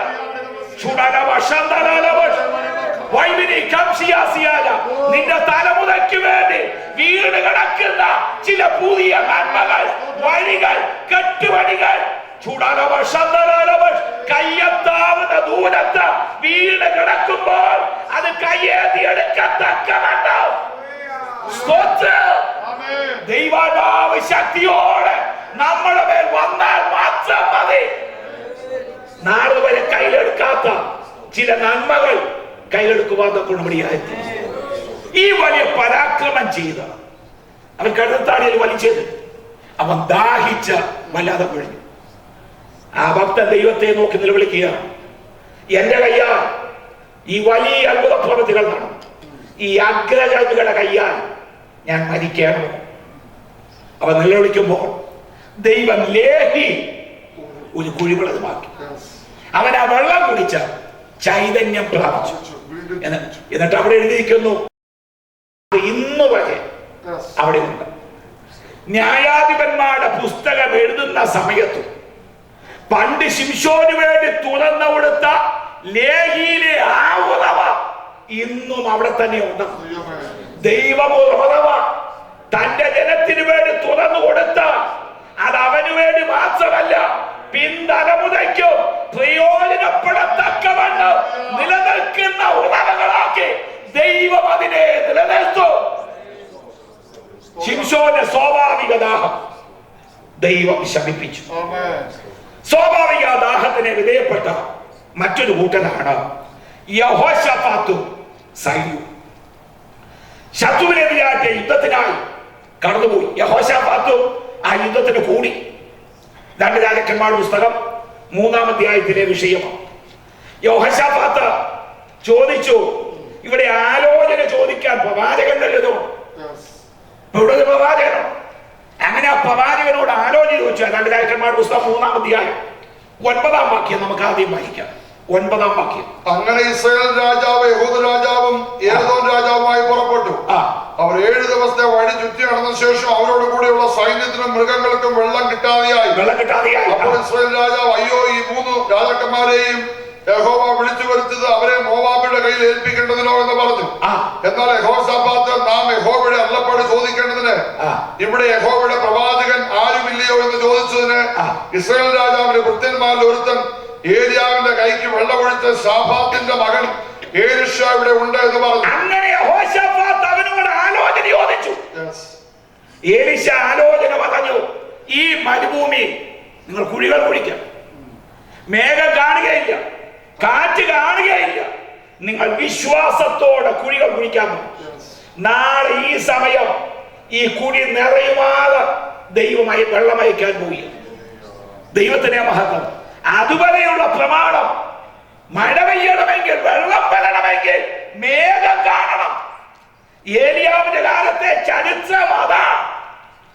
7-ാം പ്രാവശ്യം നോക്കിയപ്പോഴാണ് കൈപ്പത്തി പോലെ ഒരു ചെറിയ മേഘം കടലിൽ നിന്ന് പൊന്തി വരുന്നത്. ആ മേഘം കണ്ടപ്പോഴാണ് ഏലിയാവ് പറഞ്ഞത്, ഞാൻ വലിയ മഴയുടെ മുഴക്കം ഞാൻ കേൾക്കുക. ഏലിയാവ് കണ്ടത് ഒരു ചെറിയ മേഘമാണെങ്കിൽ പോലും അതിന്റെ പിന്നിൽ ഒരു വലിയ മഴയുടെ മുഴക്കം ആ ഭക്തൻ കേട്ടു. അപ്പോൾ മഴ പെയ്യണമെങ്കിൽ മേഘം വേണം. ഇതാണ് ലോക ചരിത്രം, അല്ലെങ്കിൽ ലോകത്തിന്റെ നീതി അതാണ്. പക്ഷെ ഇവിടെ എലീശ പറയുന്നു, നിങ്ങൾ മേഘം കാണത്തില്ല, കാറ്റും കാണത്തില്ല, വിശ്വാസത്തോടെ കുഴി കുഴിക്കുക. നാളെ ഈ സമയം ദൈവം വെള്ളമായി. വിശ്വാസത്തോടെ കുഴി കുഴിച്ചപ്പോൾ പിറ്റേ ദിവസം ഏതോ നാട് വഴിയായി ഇതാ ഒരു ഒഴുക്ക് കടന്നു വരും. ശത്രുവിന്റെ രാജ്യത്തിൽ തന്നെ ആ കുഴി നിറയ്ക്കുമാറ് ദൈവം ഒഴുക്കുകൾ അയച്ചെങ്കിൽ, ദൈവമേ, ലോകത്തിന്റെ നിയമം എന്ത് തന്നെയും ആകട്ടെ, നിയമത്തിന് അതീതമായി പ്രവർത്തിപ്പാൻ കഴിയുന്ന ഒരു ദൈവത്തെയാണ് ഞാൻ നിങ്ങളും ആരാധിക്കുന്നത്. വൈദ്യശാസ്ത്രം എന്തും വിധി പറയട്ടെ, വൈദ്യശാസ്ത്രത്തിന്റെ വിധിയെഴുത്തിനേക്കാൾ അത്ഭുതമായി പ്രവർത്തിപ്പാൻ കഴിയുന്ന ഒരു ദൈവത്തെയാണ് നാം അപ്പാ പിതാവേ എന്ന് വിളിക്കുന്നത്. നിയമത്തെ നിയമമാണ്. നിയമത്തെ അല്ല നമ്മൾ നോക്കണം, നിയമത്തിന് അതീതമായി പ്രവർത്തിപ്പാൻ നമ്മുടെ ദൈവത്തിന് ഇന്നും കഴിയും. സ്തോത്രം.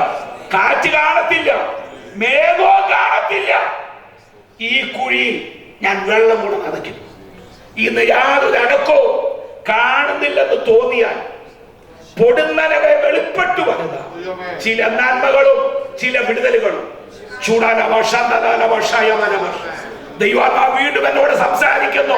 തലമുറയോളം ബന്ധത്തിൽ ദൈവത്തിന്റെ കരുതലുകൾ പ്രതീക്ഷിക്കാത്ത സമയത്ത് തന്നെ കടന്നു വരുമെന്ന ചില കുടുംബങ്ങളോടായി ദൈവാത്മാവിന്റെ ആലോചന പറയുക.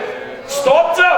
ഇത് യാതൊരു അനക്കവും കാണുന്നില്ല, മേഘം കാണുന്നില്ല, കാറ്റ് കാണുന്നില്ല, എന്നാൽ അല്ലെങ്കിൽ കാറ്റത്ത് കരിയില പാതി വരുന്നത് പോലെ ചില നന്മകൾ നിന്റെ ഭവനത്തിന്റെ നേരെ സ്വർഗത്തിലെ ദൈവം ഈ ദിവസങ്ങളിൽ കാറ്റടിപ്പിച്ചു കൊണ്ടെത്തിക്കാൻ പോകുക. സ്തോത്രം. റബേക്കയെ തേടി അബ്രഹാം അയച്ച എലിയാസ കടന്നു വന്ന് റബേക്കയെ കണ്ടെത്തി. ഈ റബേക്കയോടൊപ്പം ബെഥൂവേലിന്റെ ലാബാന്റെ വീട്ടിൽ ചെല്ലുമ്പോൾ എലിയാസ തന്റെ കാര്യം ഉപദേശിപ്പിച്ചപ്പോൾ അവൻ തമ്മിൽ പറയുന്നു, ഈ കാര്യം യഹോവയാൽ വരും, ഈ കാര്യം യഹോവയാൽ വരും. എലിയാസ ഉറപ്പ് പ്രാപിച്ചാണ് ഈ ഭവനത്തിലേക്ക് കടന്നത്. അവൻ ചെന്നപ്പോൾ ആ വീട്ടുകാർ പറയുന്നു, ഈ കാര്യം യഹോവയാൽ വരും. ദൈവത്താൽ നടന്നു വരുന്ന ചില ആലോചനകളും ചില കാര്യങ്ങളും ഈ 2014 കടന്നു പോകുന്നതിന് മുമ്പ് നിന്റെ തലമുറയ്ക്ക് വേണ്ടി, നിന്നെ തേടി, നിന്റെ തലമുറയെ തേടി നീ തേടി പോകുകയല്ല, നിന്നെ തേടി കടന്നു വരുന്ന ചില എലിയാസാർമാരെ ദൈവനാമനെ പരിചയപ്പെടുത്തുന്നുണ്ട്. ദൈവത്തിന്റെ സ്തോത്രം. ഈ കാര്യം യഹോവയാൽ വരുന്നു എന്ന് പറയത്തക്കവണ്ണം ഇന്ന് കാറ്റ് കാണുന്നില്ല, ഇന്ന് മേഘം കാണുന്നില്ല, ഇതിന് ഒന്നും ആവശ്യമില്ല. വിശ്വാസത്തോടെ കുഴി കുടിച്ചപ്പോൾ ദൈവം ആ കുഴി നിറയുമാതെ ദൈവം വെള്ളം കൊടുക്കുവാൻ തക്കവണ്ണം ദൈവത്തിനെ മഹത്വം. ആ സ്വാഭാവിക ദാഹത്തിൽ നിന്നും ആ ജനത്തിന് വിടുതൽ ലഭിച്ചു. സ്വാഭാവിക ദാഹത്തിനെ വിധേയപ്പെട്ട മറ്റൊരു വ്യക്തിയാണ് ഹാഗാരും ഇസ്മായിൽ. സ്വാഭാവിക ദാഹത്തിന് ആ മാതാവ് ആ മകനും വിധേയപ്പെട്ടു. ഉൽപ്പത്തി പുസ്തകം 21 18, 19 വാക്യങ്ങൾ. ഉൽപ്പത്തി പുസ്തകം 21 18, 19 വാക്യങ്ങൾ. നീ ചെന്ന് ബാലനെ താങ്ങി എഴുന്നേൽപ്പിച്ചു കൊള്ളുക, ഞാൻ അവനെ ഒരു വലിയ ജാതിയാക്കും എന്ന് അരുളിച്ചെയ്തു. ദൈവം അവളുടെ കണ്ണു തുറന്നു, അവളുടെ നീരുറവ കണ്ടു. ചെന്ന് തുരുത്തിയിൽ വെള്ളം നിറച്ച് ബാലനെ കുടിപ്പിച്ചു. ദൈവം ബാലനോട് കൂടെ ഉണ്ടായിരുന്നു. അവൻ മരുഭൂമിയിൽ പാർത്തു, മുറിന്നപ്പോൾ വില്ലാളിയായി തീർന്നു. അവൻ പാരാൻ മരുഭൂമിയിൽ പാർത്തു. മതി. ഹാഗാരിനെ ദൈവത്തിന്റെ ദൂതൻ 2 പ്രാവശ്യമാണ് സന്ദർശിക്കുന്നത്. ഇത് 2ാം പ്രാവശ്യത്തെ സന്ദർശനമാണ്. നമുക്കറിയാം, 1ാമത് ദൂതൻ ഇവിടെ സന്ദർശിക്കുന്നത് 16-ാം അധ്യായത്തിലാണ്. കൂടാരത്തിൽ നിന്ന് അവൾ നിഷ്കരണം പുറന്തള്ളപ്പെട്ടു. സാറായി കാഠിന്യം പ്രവർത്തിച്ചപ്പോൾ, നിൽക്കക്കള്ളി ഇല്ലാതെ വന്നപ്പോൾ ഇവൾ ആ കൂടാരത്തിൽ നിന്ന് ഓടിപ്പോയി. ശൂലിനരികെയുള്ള നീതുതവിന്റെ അരികെ വച്ച ദൂതൻ അവളെ സന്ദർശിക്കുന്നു. 16-ാം അധ്യായം 7-ാമത്തെ വാക്യം. ഉൽപ്പത്തി പുസ്തകം 16-ാം അധ്യായം 7-ാമത്തെ വാക്യം. 16-ാം അധ്യായം. യഹോവയുടെ ദൂതൻ മരുഭൂമിയിൽ നീർറോവിന്റെ അരികെ, ശൂരിന് പോകുന്ന വഴിയിലെ നീർറോവിന്റെ അരികത്തെ വെച്ച് തന്നെ അവളെ കണ്ടു. സാറയുടെ ദാസിയായ ഹാഗാരെ, നീ എവിടെ നിന്ന് വരുന്നു, എങ്ങോട്ട് പോകുന്നു ചോദിച്ചു. ഇവിടെ ഹാഗാരിന്റെ പ്രതിസന്ധി വെള്ളമല്ല. ഇവിടത്തെ പ്രതിസന്ധി ഭാവി ഇത് പറഞ്ഞിരിക്കുക. എങ്ങോട്ട് പോകണമെന്ന് തിട്ടമില്ല. ഇവരുടെ സ്വന്തം ബന്ധമെല്ലാം പറയുന്നത് ഈജിപ്തിലാണ്, മിസ്രൈമിലാണ്. ഇനി ഇവർക്ക് പോകേണ്ടത് ഈജിപ്തിലോട്ടാണ്. കനാൻ നാട്ടിൽ നിന്ന് ഈജിപ്തിലേക്കുള്ള വഴിദൂരം 40 ദിവസത്തെ വഴിദൂരമാണ്. നമുക്കറിയാം, ഈജിപ്തിൽ കിടന്ന ഇസ്രായേൽ മക്കളെ ദൈവം പിടിപ്പിച്ച കനാൻ നാട്ടിൽ എത്തിക്കുവാൻ ദൈവം നിശ്ചയിച്ചിരുന്ന കാലപരിധി 40 ദിവസം. അത് 40 വർഷമായി പോയെന്നേ ഉള്ളൂ. ഇവർക്ക് തന്റെ സ്വന്തം ദേശത്ത് എത്തണമെങ്കിൽ 40 ദിവസം വഴിദൂരം നടക്കണം. ഇസ്രായേൽ മക്കൾ 40 വർഷം നടന്നെന്ന് പറഞ്ഞാൽ പകൽ മേഘസ്തംഭമുണ്ട്, രാത്രി അഗ്നിസ്തംഭമുണ്ട്, മഞ്ഞായുണ്ട്, കാടപ്പക്ഷിയുണ്ട്, വെള്ളമുണ്ട്. ഇതൊന്നും ഇവരുടെ മുമ്പിലില്ല. ഇവൾ 1ാമത് ഗർഭിണിയാണ്, ബലഹീനിയാണ്. ഇവൾ നടന്നങ്ങ് എല്ലുകയില്ല. വഴി പട്ടു വീഴത്തേ ഉള്ളൂ. ലക്ഷ്യമില്ലാതെ ഭാവി ഇതുള്ളവല്ല. ആ മരുഭൂമിയിൽ അല്ലെങ്കിൽ നീലുതവന്റെ അധികം തപ്പിത്തടഞ്ഞു നിൽക്കുമ്പോൾ ഹാഗാരേ എന്ന് പേര് ചൊല്ലി വിളിച്ചുവാൻ അവന്റെ അടുക്കലേക്ക് വരുവാൻ ഒരു ദൈവമുണ്ടാകും.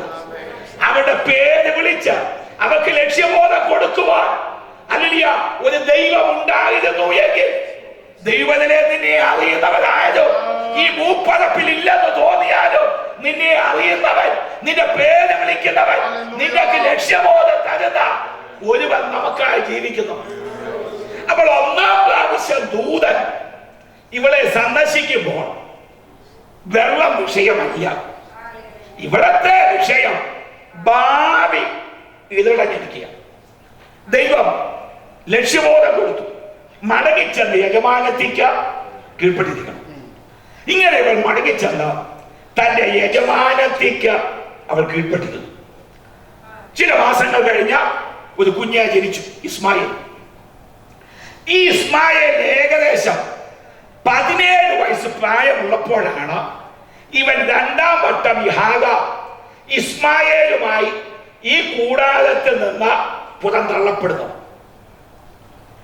ഇവിടിപ്പോൾ ഈ കുഞ്ഞുമായി മരുഭൂമിയിൽ നടക്കുമ്പോൾ ഭാവി ഇതിൽ അറിഞ്ഞിട്ടില്ല. ഏകദേശം 17 വയസ്സ് പ്രായമുള്ള ഒരു മകൻ കൂടെയുണ്ട്. ഇവിടത്തെ പ്രതിസന്ധി വെള്ളമാണ്. ഇവരുടെ വയസ്സ് 17 ആണെന്നുള്ള തെളിവ് എന്താണ്? 3-4 വാക്യങ്ങൾ വായിക്കുമ്പോൾ നമുക്ക് തെളിവ് ബൈബിളിൽ നിന്ന് തന്നെ കിട്ടും. ഉൽപ്പത്തി പുസ്തകം 16-ാം അധ്യായം 16-ാമത്തെ വാക്യം. 16-ാം അധ്യായം 16-ാമത്തെ വാക്യം. അബ്രഹാമിനെ ഇസ്മായിലിനെ പ്രസവിച്ചപ്പോൾ അബ്രഹാമിന് 86 വയസ്സായിരുന്നു. അപ്പോൾ അബ്രഹാമിന്റെ 86-ാമത്തെ വയസ്സിലാണ് ഇസ്മായിൽ ജനിക്കുന്നത്. ഇനി 17-ാം അധ്യായം 24, 25 വാക്യങ്ങൾ. അബ്രഹാം പരിച്ഛേദന ഏറ്റപ്പോൾ അവന് 99 വയസ്സായിരുന്നു. അവന്റെ മകനായ ഇസ്മായിൽ പരിച്ഛേദന ഏറ്റപ്പോൾ അവന് 13 വയസ്സായിരുന്നു. ഇസ്മായിൽ കൂടാരത്തിലുണ്ട്, അവൻ പുറന്തള്ളപ്പെട്ടിട്ടില്ല. 13 വയസ്സുള്ള ഇസ്മായിൽ അബ്രഹാമിനോട്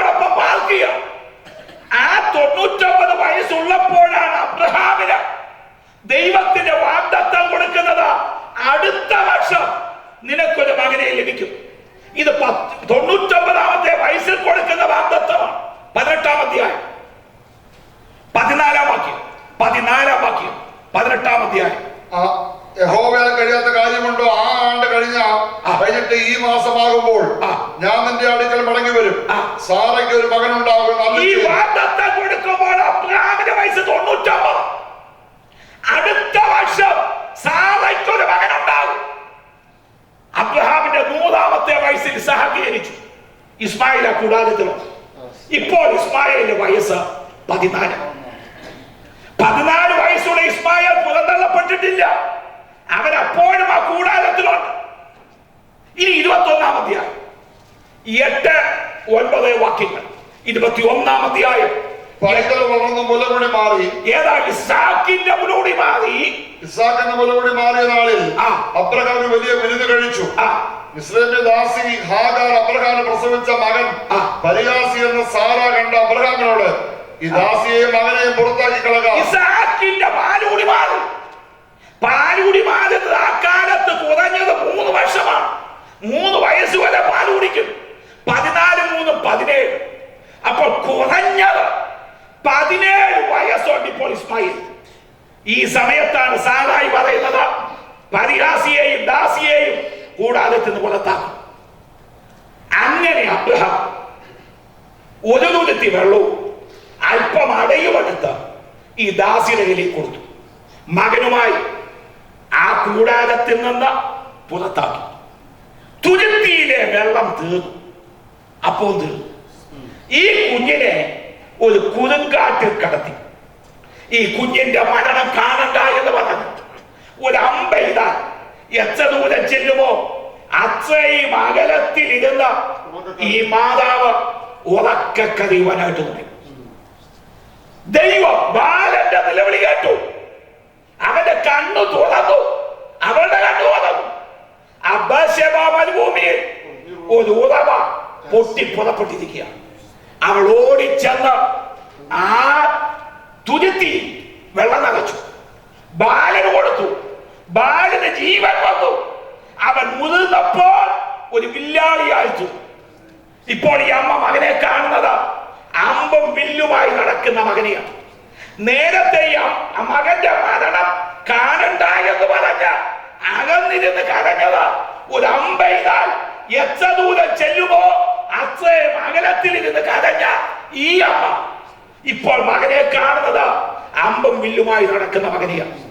തലമുറയുടെ വിഷയത്തിൽ ഏത് കാര്യത്തിൽ നിലവിളിച്ചുവോ ആ വിഷയത്തിൽ വിടുതൽ കൊടുക്കുക മാത്രമല്ല, ഹല്ലേലൂയ, അതേ വിഷയത്തിൽ തന്നെ തലമുറകളെ ഉയർത്തി ആദരിക്കുകയും ചെയ്യുന്നത് കാണുവാനുള്ള ഭാഗ്യം ദൈവം ആ മാതാവിന് കൊടുത്തെങ്കിൽ ആ ആകാരന്റെ ദൈവമാണ് നമ്മുടെ ദൈവം.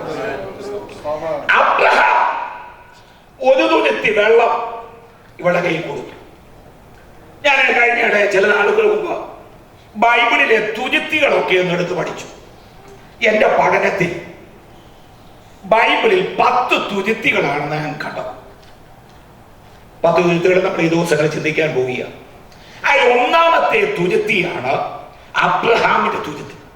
ഉൽപ്പത്തി പുസ്തകം 21-ാം അധ്യായം 14-ാമത്തെ വാക്യം. 21-ാം അധ്യായം. അബ്രഹാം അധികാലത്ത് എഴുന്നേറ്റ് അപ്പോൾ ഒരു തുരുത്തി വെള്ളം എടുത്ത് ഹാഗാറിന്റെ തോളിൽ വെച്ചു. ഇതാണ് ബൈബിളിലെ ഒന്നാമത്തെ തുരുത്തി. Bottle of water. Bottle of water, വെള്ളം തുരുത്തി. അബ്രഹാം ഒരു തുരുത്തി വെള്ളം ഹാഗാറിന്റെ കയ്യിൽ കൊടുത്തു. മകനുമായി അവളെ പുറത്താക്കി. ആ ഒരു തുരുത്തി വെള്ളം ബേർശേബ മരുഭൂമി താണ്ടി കടക്കുവാൻ പര്യാപ്തമല്ലായിരുന്നു. അത് വറ്റിപ്പോയി, അത് ഉണങ്ങിപ്പോയി. എന്നാൽ ആ മരുഭൂമി വറ്റാത്തോളം ദൈവം തുറന്നു കൊടുത്തെങ്കിൽ അബ്രഹാമിന്റെ ഒരു തുരുത്തി വെള്ളം ലോകത്തിന്റെ കരുതലിനെ കാണിക്കും. ഈ എനിക്കും നിങ്ങൾക്കും വേണ്ടി എന്ത് കരുതിയാൽ അത് അബ്രഹാമിന്റെ ഒരു തുരുത്തി വെള്ളത്തിന് സമമാണ്. നമ്മുടെ മരുഭൂമി യാത്ര താണ്ടി കടക്കുവാൻ പര്യാപ്തമേ അല്ല. നമ്മുടെ മാതാവോ നമ്മുടെ പിതാവോ നമ്മുടെ സഹോദരങ്ങളോ മറ്റുള്ളവരോ നമുക്ക് വേണ്ടി എന്തെല്ലാം കരുതിയാൽ അത് അബ്രഹാമിന്റെ ഒരു തുരുത്തി വെള്ളത്തിന് സമാനമാണ്. നമ്മുടെ ഈ ലോകയാത്ര അവസാനിപ്പിക്കുവാൻ മതിയായതല്ല. എന്നാൽ സ്വർഗത്തിലെ ദൈവം നമുക്ക് വേണ്ടി വറ്റാത്ത ഉറവ തുറന്ന് തന്നതുകൊണ്ടാണ് ഈ നിലയിൽ നമുക്ക് ഈ രാജ്യത്ത് ദൈവത്തെ മഹത്വപ്പെടുത്തുവാൻ സംഗതിയാകുന്നത്. ലോകത്തിന്റെ കരുതലുകൾ വറ്റിപ്പോയപ്പോൾ വറ്റാത്ത ഉറവകൾ ദൈവം നമുക്ക് വേണ്ടി തുറന്നു. വറ്റാത്ത ഉറവകൾ, ആ ഉറവ ഇന്നും അവിടെ ഉണ്ട്. പലരും അവിടെ പോയി സന്ദർശിച്ചിട്ടുണ്ട്. നിങ്ങൾ ഒരു പക്ഷേ ചിലരെങ്കിലും പോയി കാണും. വെള്ളം കുടിക്കുന്നു, വെള്ളം എടുത്തോണ്ട് പോകുന്നു. നൂറ്റാണ്ടുകൾ കഴിഞ്ഞിട്ടും ദൈവം തന്റെ മക്കൾക്ക് വേണ്ടി തുറന്ന ഉറവ ഇന്നേ വരെ അടഞ്ഞിട്ടില്ല. പ്രകൃതിക്ഷോഭത്തിന് ആ ഉറവയെ അടയ്ക്കാൻ കഴിയില്ല. കാലത്തിന് ദൈവം തുറന്ന ഉറവയെ അടയ്ക്കാൻ കഴിഞ്ഞില്ലെങ്കിൽ ദൈവം തന്റെ ജനത്തിനു വേണ്ടി ഒരു വഴി തുറന്നാൽ ലോകം മുഴുവൻ വിചാരിച്ചാലും ദൈവം തുറന്ന വഴിയെ, ദൈവം തുറക്കുന്ന ഉറവകളെ അടയ്ക്കാൻ കഴിയത്തില്ല. യെശയ്യാപ്രവചനത്തിൽ വാക്യമുണ്ടല്ലോ, അന്നാൾ ഞാൻ ദാവീദ് ഗൃഹത്തിന്റെ താക്കോൽ അവന്റെ തോളിൽ വയ്ക്കും, അവൻ തുറന്നാൽ ആരും അടയ്ക്കത്തില്ല. ഈ താക്കോല് തോളിൽ വെച്ച് വന്ന എത്ര പേരുണ്ട്? നമ്മളാദ്യം താക്കോൽ തോളത്ത് വെച്ച് വന്നില്ല. വണ്ടിയുടെ താക്കോല്, വീടിന്റെ താക്കോൽ പോക്കറ്റിലോ പേഴ്സിലോ ഇട്ടാ. പക്ഷെ ഈ താക്കോൽ ഓളത്താ വെച്ചേക്കും. ഒരു സാധനം തോളി കയറ്റണമെങ്കിൽ രണ്ട് കാര്യം നടക്കണം. ഒന്ന് വലിപ്പം കൂടണം, എടുത്ത് ഓളത്ത് വയ്ക്കും. രണ്ട് ഭാരം കൂടണം, അന്നേരം എടുത്ത് ഓളത്ത് വയ്ക്കും. ഈ രണ്ട് കാരണങ്ങളാലാണ് സാധനം തോളത്ത് വയ്ക്കുന്നത്. ഈ താക്കോൽ തോളിൽ വെച്ച താക്കോൽ എന്ന് വെച്ചാൽ അത് അത്ര വലിയ ബെടാ താക്കോലാണ്. ഈ താക്കോല് കൊണ്ട് അവനൊരു വാതിൽ തുറന്നാൽ, ലോകത്തിലെ മുഴുവൻ താക്കോൽ കൊണ്ടുവന്നാൽ അവൻ തുറന്ന വാതിൽ അടയ്ക്കാൻ കഴിയത്തില്ല. ദൈവത്തിനു വേണ്ടി തുറന്ന വാതിലുകളെ അടയ്ക്കുവാൻ കഴിഞ്ഞ കാലങ്ങളിൽ ഇരുട്ടിന്റെ ശക്തികൾ കൂടെ പ്രവർത്തിച്ചവർ, സഹപ്രവർത്തകർ ഒക്കെ പ്രവർത്തിച്ച സ്ഥാനത്ത് അവൻ തുറന്ന വാതിലിനെ ഇന്നേ വരെ അടയ്ക്കാൻ കഴിഞ്ഞിട്ടില്ല. ഇനിയൊട്ട് കഴിയത്തുമില്ല. സ്തോത്രം. അവൻ തുറന്ന ആർക്കും അടയ്ക്കാൻ കഴിയത്തില്ല. യെശയ്യാപ്രവചനത്തിൽ തന്നെ മറ്റൊരു വാക്യമുണ്ട്, ഞാൻ പ്രവർത്തിക്കും, ആരും അടക്കും. കർത്താവ് പ്രവർത്തിച്ചാൽ ആ പ്രവൃത്തിയെ തടുക്കുവാൻ ലോകത്തിന് ഒരു കരത്തിനോ ആവതില്ല. നൂറ്റാണ്ടുകൾക്ക് മുമ്പ് ഹാഗാരിന് വേണ്ടി തുറന്ന ഉറവ ഇന്നും അവിടെയുണ്ട്. വെള്ളമുണ്ടായിരുന്ന സമയത്ത് ലക്ഷ്യബോധം കൊടുക്കുവാൻ ദൂതൻ വെളിപ്പെട്ടു. വെള്ളമില്ലാതിരുന്ന സമയത്ത് ഉറവ തുറന്നു കൊടുക്കുവാൻ ദൂതൻ പ്രത്യക്ഷപ്പെട്ടു. ഇവിടെ ഇപ്പോൾ ഭാവിയിൽ കഴിഞ്ഞിട്ടില്ല. 17 വയസ്സുള്ള മകൻ കൂടെ ഉണ്ട്. അല്പസ്വല്പം വേല ചെയ്യാൻ കഴിവുള്ള ആരോഗ്യമുള്ള ഒരു മകൻ കൂടെയുണ്ട്. പക്ഷെ ഇവിടെ ഇപ്പോൾ വെള്ളമാണ് പ്രതിസന്ധി.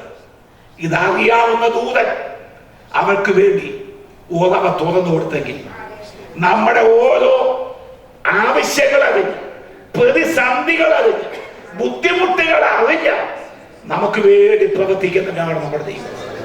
കരയുന്ന കാക്ക കുഞ്ഞിന് അതതിന്റെ ആഹാരം കൊടുക്കുന്ന നല്ല ഉടയവൻ നമ്മുടെ രക്ഷിതാവായി ജീവിക്കുന്നു.